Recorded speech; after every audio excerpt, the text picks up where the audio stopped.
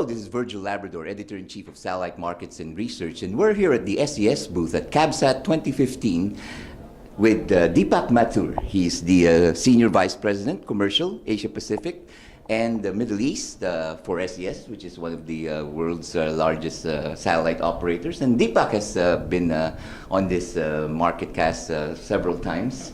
So welcome back, Deepak.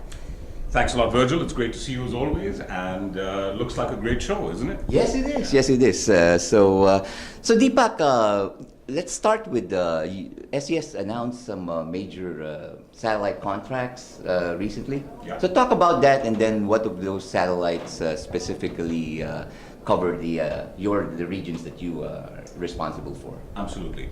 So Virgil, SES is announcing a whole new set of satellites that are really part of moving away from what has been, or I should say augmenting what has been traditionally a shaped beam approach to markets to much more of a high throughput satellite approach. And that's fundamentally because we see tremendous opportunities emerging in the mobility segment, but also we're responding to our customers' needs, particularly in the enterprise segment of the market, to deliver lower cost per bit in order for them to be competitive in the market space. And so a lot of the satellites that we've announced recently have really been around the high throughput satellite play, and particularly for the Middle East and for Asia, the satellite that's most relevant and close to my heart is SES-12. And what's, I think, very unique about that satellite is it is what we call a hybrid satellite, which means in addition to having a high throughput payload of over 220 transponders, it also overlays that with shaped beams, 6 independent shape beams. So there's a complement between shape beam coverage and high throughput spot beams. So please. This high throughput, does that mean there are K-band transponders on it? So that's a great question, Virgil. As you're aware, high throughput means different things to different people. So fundamentally what we've done is developed high throughput for enterprise, which in my view is very different from high throughput for consumer broadband. So a lot of the US systems, for example, have been high throughput for consumer broadband, and those have been pencil Ka band beams. What we're doing is really delivering Ku band, slightly larger spots, but those that allow full backward compatibility with customers' existing equipment.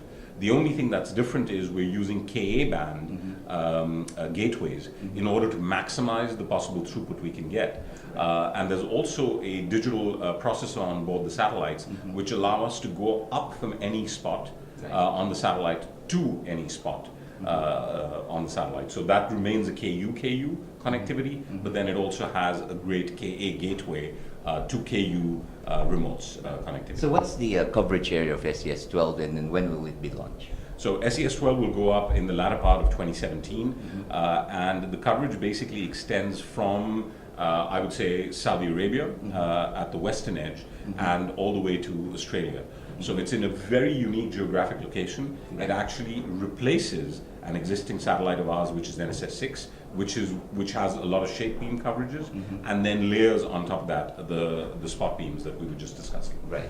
Now, you're very successful in the DTH space in Asia, right? Most of your satellites have a full complement of clients in the DTH space. And you mentioned that this new type of satellites would be more for the enterprise and mobility applications. Absolutely. So I think, Virgil, very perceptive question.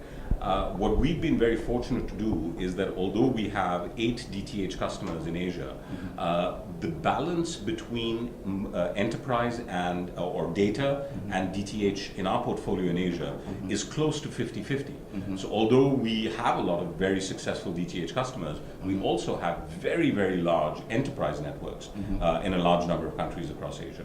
And so what we're really doing is with this one satellite, addressing the requirements of both those sets of customers, both the DTH as well as the enterprise. I'll add one more thing. It is traditionally thought that HTS is only good for enterprise customers, for data customers. Just let's step back for a moment and take a look at an application where you have a country such as India, which has many, many different linguistic groups. The ability to deliver pan-Indian coverage on the shape beam, but then deliver linguistic specific content in the spot beams is an enormously important differentiator, and I think it's something that we picked up from our customers as being something that they would like to see in future satellites. So it's not just for the enterprise. The high throughput payload can also be a great complement to the shape beam coverages for DTH. Right. Now, since we're here in CABSAT in Dubai, talk about the Middle East market. How do you see this market going forward?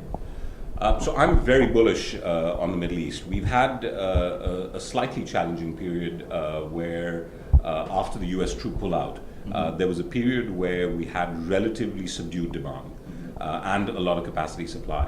What we're now starting to see is the local to local, which means in-country applications of e-government, of connectivity, of cellular backhaul, of enterprise.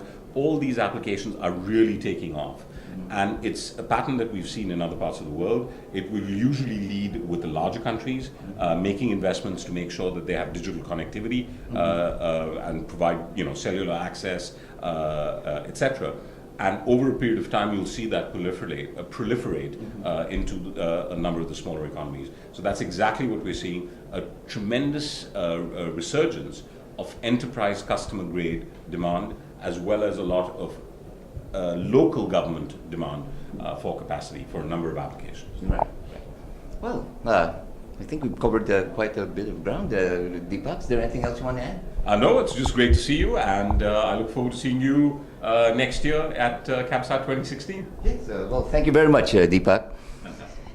And for all the news and information on the global satellite industry, you always have Satellite Markets and Research at www.satellitemarkets.com.